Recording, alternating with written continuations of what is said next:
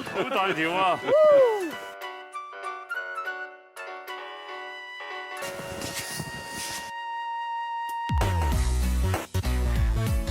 夏天嘅時候喺我哋身後邊咧，呢度係一條河嚟嘅，所以咧你哋可以聽到好多河水聲啦，同埋好多雀仔嘅叫聲。但係而家個河咧就已經結晒一層薄冰啦，而喺冰下低咧有好多魚咧就喺度好活躍咁游嚟游去覓食喎。覓食嘅唔單止係魚，仲有我同你。幾乎每個芬蘭人都會喺冬天嘅時候嚟到冰釣，佢哋追求嘅未必係要有好多漁獲，反而係融入大自然嗰份心境平和嘅滿足。係啊，好多人一釣咧就釣咗成個下晝。芬蘭人就係有呢種慢活嘅生活態度。哇！好快，差不多每日都帶人嚟呢度釣魚嘅導遊已經揾到一個有利嘅位置俾我哋啦。佢仲話5分鐘之內就應該有漁獲噶咯。不過想要先有漁獲，第一件事就係要轉個窿先。一定冇咁快轉得，用盡全力㗎，仲未得㗎喎，好深啊！都幾攰㗎，係咪要用好大力㗎？佢又唔使好大力，因為順住做咯。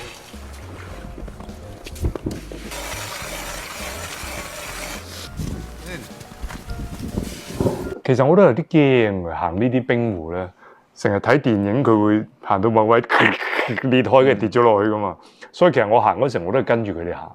但係呢個佢而家冬天佢應該好厚嘅，其實好厚，但係我哋唔知道有幾厚啊嘛，我哋睇唔到佢。你咁樣整嗰陣已經好厚。係啊係，而家佢呢個位啫，但係你有啲位可能唔係咁厚啊嘛。嗯。冇人㗎喎，冇人㗎。Little fire你就 like that。頭先佢同我哋講咧，最緊要放落去嘅時候，魚絲咧一定要擺喺個窿嘅中間喎，唔好棘到啲冰。如果唔係嘅話咧，咁你就會勾住啲冰咧，係咁流鼻咁水，釣唔到噶，感受唔到條魚絲咧有魚喺度咬噶啦。咁啊，另外咧就好緊要咧，我哋就釣魚嘅時候咧要戳下，咁啊俾佢啲魚有個感覺咧，就係話我哋個魚脷咧係活嘅、新鮮嘅。哇！真係慘啊，又唔戴得手套啊，凍死嘅。因為戴住手套你係感覺唔到魚絲喐啊嘛，咁所以其實係幾凍、幾大風嘅嗰度。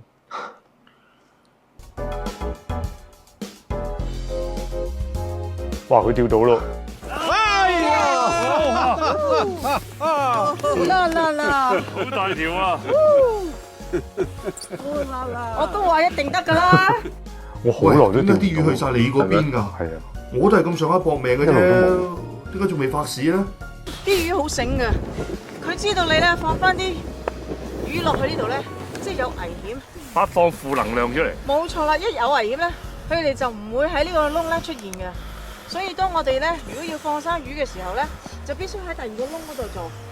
咁咧佢哋咧就唔會擔心啊呢個窿咧有危機啦。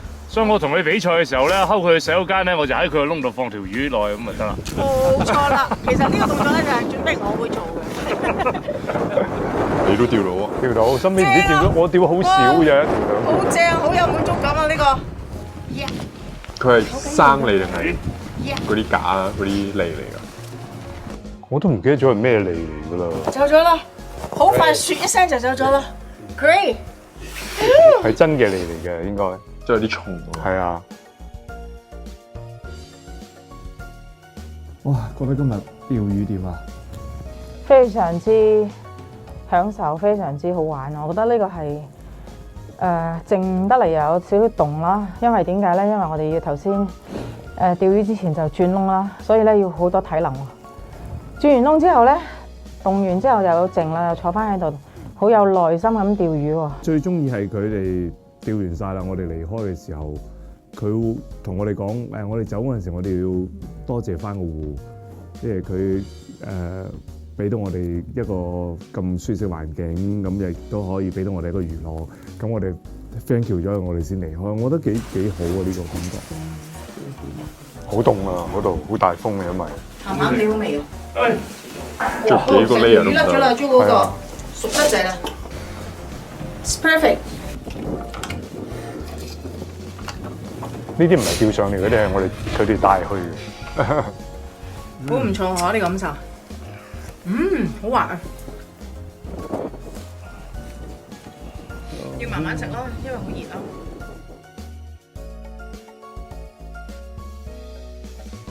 好舒服啊，真係好清新。佢一藍天咧就好藍嘅個天。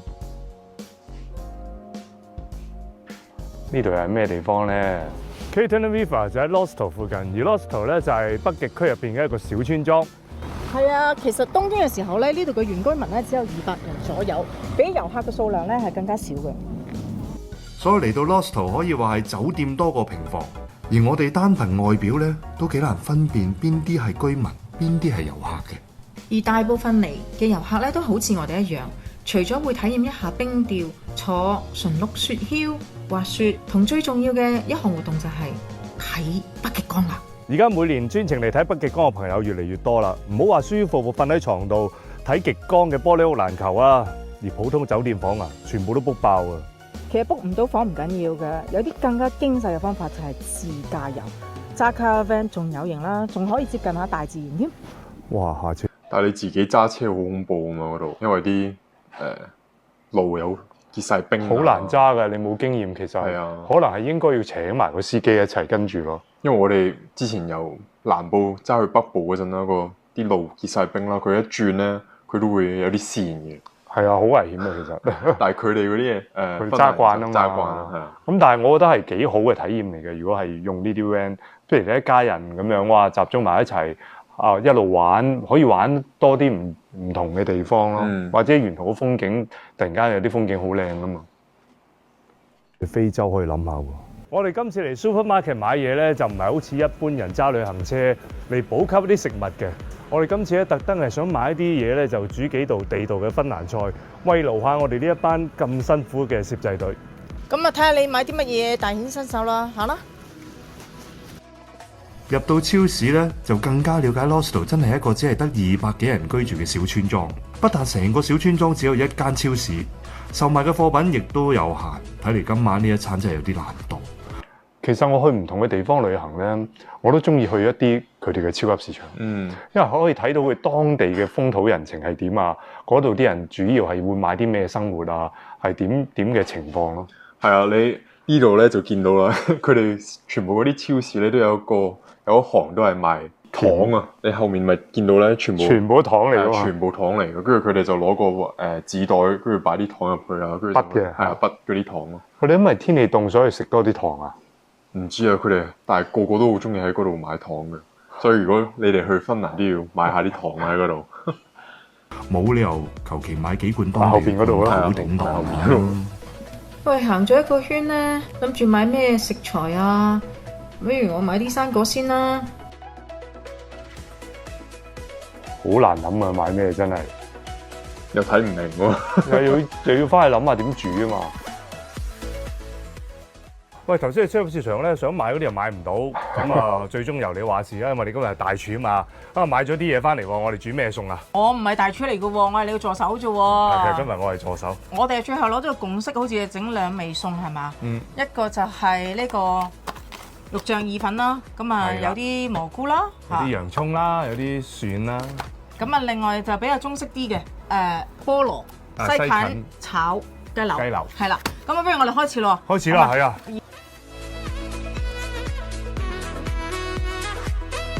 哇，好利喎嗰把刀，好利啊！英利嘅餸菜終於出爐啦！哦，意粉好，煮完。試下先，唔知得唔得啊吓 Eddie，蘑菇番茄肉醬意粉，嚟快啲，趁熱。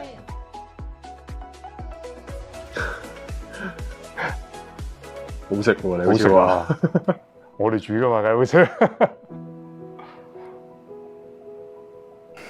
Hello, Mr. Fisk.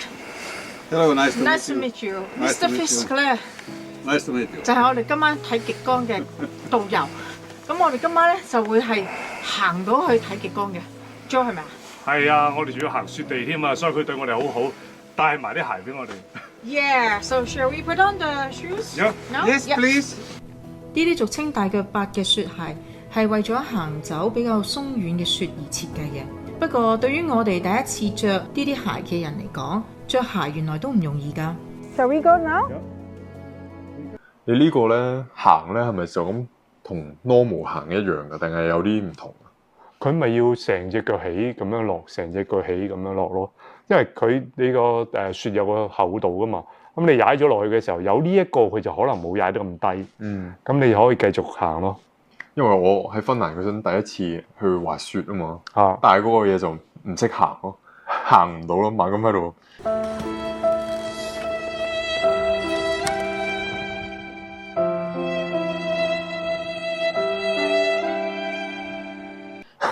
你係直係個劇啊嘛，係啊係啊，個劇係好難行㗎嘛，係啊，要線下咁行啊嘛。Yes, we follow you. Please follow me. 根據 Fitz 先生講，今晚喺湖區觀賞極光係最佳嘅地方。由酒店行去湖區要經過一啲厚厚嘅雪，到最後我哋就會摸黑入到去湖嘅中心。去到漆黑一片嘅湖中心，導遊即刻 check 一 check 今晚極光出現嘅機會率有幾多。同我哋講啦，仲有差唔多半個鐘咧，就有北極光睇到。佢好似叫我哋向住北邊嗰邊，即係嗰度咯。同埋咧，佢話因為我哋而家望住光，隻眼睛咧可能會唔習慣嘅，所以咧間我哋可能要慢慢坐喺度咧，唔好再望啲光嘅嘢，跟住向住天空咧就見到而家好似滿天都係星星喎。係啊，好多星啊！其實我琴日都已經見到一次極光嘅喎。佢好似話琴日由9點鐘到凌晨4點啊。係啊，而最強嗰段時間咧，就差唔多半夜12點嘅時候，每隔半個鐘頭到咧，就有一次好強烈嘅極光，所以我哋真係好期待啊，係嘛？今晚應該睇到啩，唔好令我哋咁失望啊！頭先行到氣來氣喘過嚟嘅喎。哇，睇到喎，你真係睇到啊！咁你記唔記得呢個係幾點咯？呢個好似係11點，咁好？我唔記得咗幾點啊，因為其實佢通常係半夜先出現噶嘛。係啊，我都睇唔到喎，去嗰陣，因為每次都一係瞓咗覺，一係就太早，跟住又見唔到。係嘛？我其實呢次我哋見到咧，你睇下我哋個咁黑個將個光圈校到好光，先勉強見到少少嘅啫。即係見到少少呢個綠色啊，好似有啊咁樣樣，佢唔係好清楚嘅。我第一次去芬蘭嘅時候，我睇過一次好清楚嘅係點咧？我哋就一路喺房，大家喺房玩啤牌，一路等，每半個鐘出去睇一睇，每半個鐘頭出去睇一睇，最終係等到2點幾，咁啊真係有啦。佢係點樣嘅咧？佢係成塊綠色，我哋就係見到綠色，綠色一塊好似遠身嘅窗簾，個窗簾喺個天空上面飛，哇，好靚！真係好靚，好似都好想睇到喎。再去多一次，等咗成個鐘頭，終於見到極光啦！係啊，哦，你睇下，影出嚟。頭先仲冇咁犀利嘅，依家越嚟越犀利啊！而家，哇，嗰度成日有一條光柱咁樣飛過。等咗成個鐘都抵啊！嗬，係咪啊？終於見到啊！嗬，我覺得會越嚟越犀利嘅。真係要等嘅。係啊。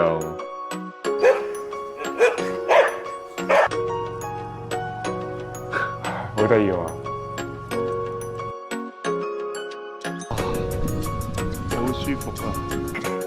快好多呢個比佬。同北極拉上關係咧，相信都係因為佢哋啦。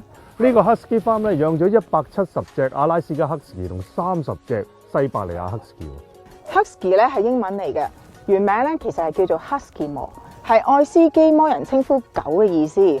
同 Eskimo 愛斯基摩人嘅發音係差唔多嘅喎。呢度咧 Husky 一隻都唔一樣，有大有細。有啲係長毛，有啲係短毛，眼睛有啲係棕色或者係藍色，甚至係鴛鴦顏色都有嘅。狗場嘅主人最初係養咗幾十隻長頭髮嘅西伯利亞 Husky， 用佢哋同獵犬或者係靈獅犬雜交。目的係想配出健康、跑得快同埋持久力強嘅雪橇狗。雪橇狗外形靚唔靚唔緊要，最緊要就係健康同埋做嘢。好識搶呢隻鏡。 Husky 嘅 BB 咧，而家有4個月大。佢係男仔嚟㗎，你睇下佢幾精靈。通常咧要等到佢哋差唔多歲半到咧，就攞去訓練嘅。訓練幾個月之後咧，大約2歲到咧就可以工作㗎咯喎。So they should be in a row, override the dog. So that's why always break a bit when going down. 佢哋嘅工作就係狩獵，冬天就係佢哋狩獵嘅季節，即係佢哋開工嘅日子啦。喺呢段時間咧，佢哋會不停咁工作5到6個月嘅喎。駕駛雪橇係好簡單嘅，相信連小朋友咧都識得點樣控制。嚇！佢哋冇俾嗰啲 body suit 嚟啊？點樣㗎？成個咁樣笠上去咯。即係好似我哋中國人嗰啲落田嗰啲，笠到呢度有條長褲。係啊，但係佢係有條長褲，佢有件褸咯。點解要着嗰啲啊？我唔知你記唔記得呢個幾多度啊？凍㗎，因為我都有坐呢個 Husky 嘅 ride 啦。我去嗰陣就零下30度啦。咁如果我哋冇着咧，就凍死嘅。係嘛？係啊，因為佢哋就 organize 得唔係好好嘅。就要喺外面等咗30分鐘，喺零下30度度等咗30分鐘。因為唔止零下30度，因為你氣温已經零下30度，你再加上狗跑，你個速度嗰啲風打埋嚟。係啊，但係未上去嗰個 sled 已經等咗30分鐘，已經好凍啦，好凍啦。跟住上去咧，再凍啲。哇！所以就有嗰個裝備俾你哋。係啊，但係都好凍，啲電話又突然間冇晒電咧。佢唔 work 嘅就凍到。係啊，所以我哋嗰陣時就要將個電話擺喺身體入邊，用個體温都唔得，去暖住佢啊！冇晒電，我話：本來80%嘅，點解突然間0嘅？不過訓練員話咧，好多人因為想追求速度，就唔記得咗剎停部狗車喎。但係都唔係人追求個速度咯，因為啲狗係好中意跑快嘅，佢好想跑嘅啲狗係。但係佢好想跑啫，我可以踩迫力揼住佢啊嘛。佢就係唔中意你踩迫力。係啊，但係有啲人就係中意速度，自己都唔踩迫力噶嘛。唔係，因為我踩迫力嗰陣咧，隻狗咧佢就會望翻轉頭，做咩你拉停我？係啊。狗車咧就由6隻 Husky 去拉嘅，6隻嘅 Husky 嘅位置咧排列方式咧都係唔同嘅，係根據佢哋專業咧嚟安排。最有經驗嘅 Husky 咧會安排喺第一排負責領航，冇乜經驗嘅 Husky 咧跑得幾快，大約1歲左右咧就會安排喺中間嘅位置負責跟貼前面，而最後一排咧嗰2隻咧就係負責加速嘅。你頭先見唔見到啊？其實你有冇幫手啊？其實我哋要幫手嘅喎，我喺後邊控制，有時見到佢太快入彎，我哋係兜一兜迫力㗎。但係上斜路嘅時候咧，我哋係幫佢手推上去嘅喎。我可能嗰個 course 係全部都係平咯，係啊。我哋唔係啊，因為我哋有上少斜路，一上嘅時候佢哋啲狗就比較吃力，咁我就要喺後邊一路幫手跑住推架車上去嘅一齊。Husky 都要休息一下啦，你睇下佢哋口渴就係食身邊嘅雪嘅啫。好得意啊！好開心。或者喺雪地上面伸伸懶腰啦。其實唔同品種嘅 Husky 咧都有唔同嘅強項嘅喎。阿拉斯加 Husky 咧就大隻啲、強壯啲，通常咧就係負責拉一啲重嘢嘅；而西伯利亞 Husky 咧就細隻啲，但係跑得比較快。誒，呢個做咩事啊？抽筋啊！屙屎啊！哇！今日佢哋嘅你知唔知？佢屙咗屎啦，跟住可能後面啲狗咧就會可能食咗嚿屎去嘅，即係可能擺入口嗰度。嚇點解咧？唔知啊，但係我去嗰陣啲狗就有嚿屎喎，跟住就咬咗嚟，跟住就試下味咯。因為全個雪地都唔會有啲嘢噶嘛，突然間有嚿嘢好似食得喎。主要工作咧就係陪我哋通山走，好好咁享受呢個大自然。其實 Husky 咧可以唔停咁喺雪地上面走嚟走去噶，不過咧我哋就比較喜歡慢慢咁駛，細心咁欣賞周圍嘅景色咯。攰唔攰啊你？喂，咁犀利？好玩。你控制得好過我好似。梗係啦，我有喐嘛個身體。做領航員都幾舒服噶，比起你坐喺呢度做乘客嘅視野更加廣闊，係咪啊？呢個真係凍到死啊！凍啊！因為佢一路啲風打埋嚟，所以大家如果去玩，應該係揾啲嘢可以保護到塊面。係啊，我就係整咗咯，跟住我副眼鏡就蒙晒咯，因為嗰啲係啊，睇唔到嘅一啲都。監察啊！我好開心啊，因為完全覺得自己係投奔咗大自然，喺個白色同埋綠色只有兩個顏色嘅森林入邊。綠色有啲綠色嘅，一路行。哇！唔識我隻狗，我覺得係喺個仙境裏邊啊！我用呢2個字幫你形容，因為我哋頭先喺森林裏邊咧，直情見到啲野生嘅馴鹿啊！係啊，簡直係好似喺另一個世界啊！我頭先咧，我直情有少少幻想咗咧，自己如果喺香港嘅都市裏邊嘅時候，會係點嘅咧？我同埋咧我好開心一樣嘢就係話，譬如我哋而家坐狗車啊。就唔係話淨係好享受喺度坐喺度，享受佢哋好辛勞咁樣拉我哋行呢個車，而係大家要互相配合，即係我哋上斜路我哋要幫佢手推，落斜路我哋要幫手減慢個速度，即係我覺得同嗰個狗嘅感情咧係可以互相配合去合作去做一件事咁啊，而唔係我哋去享受緊佢嘅服務。好多香港人咧都有養 husky， 我哋自己以前咧都有諗過呵。不過唔知道大家知唔知道咧，養 husky 其實咧係好緊要，就係令到佢哋知道自己係 husky。因為好多香港 husky， 我諗都忘記咗自己係 husky， 或者根本從來唔知自己係 husky。因為識得拉雪橇嘅，先稱得上係真正嘅 husky。今晚係我哋行程最後一日，我哋爭取時間拍多啲極光片俾大家睇。係啊，我哋又試過喺玻璃屋嗰度瞓喺度睇極光啦，又試過行路去睇極光。今晚咧，我哋主動出擊，揾咗專家咧揸車帶我哋去追極光嘅。直頭有個 Apps 追喎，睇唔睇到咧？今日睇到嘅應該，希望在明天啊。根據資料顯示，點解我都拗晒頭？點解我今晚睇極光？點解佢希望在明天咧？即係預咗今晚睇唔到，係咯。我哋呢度50公里嘅地方出現，即刻出發。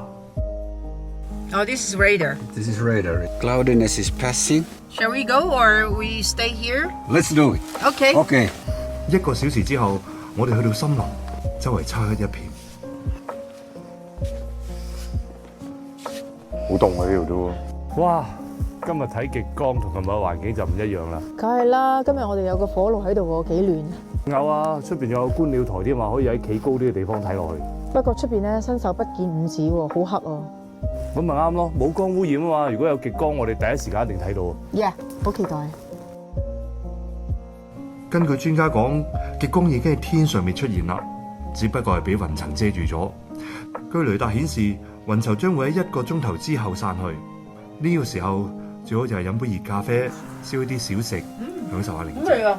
你呢個係咪就係嗰啲甜包啊？因為佢哋食好多嗰啲甜包。應該係甜包嚟㗎，係啊。所以我就話甜嘢係咪令到佢哋嗰個能量會多啲咯？真係唔知。但係你有冇飲過嗰個？佢哋叫 Groggy 嘅，佢哋係聖誕飲嘅，佢哋係嗰啲熱嘅紅酒咯。但係嗰啲紅酒又可以有冇酒精啦，又可以有酒精。我冇飲啊，好似。佢甜嘅，都一啲都唔似酒嘅，但係好好飲。咁凍嘅環境特別好味嘅。佢哋嗰個 Groggy 咧喺 IKEA 都買到嘅，其實係咩？係啊，即係香港都有。香港就唔知，澳洲個 IKEA 有嘅。咦？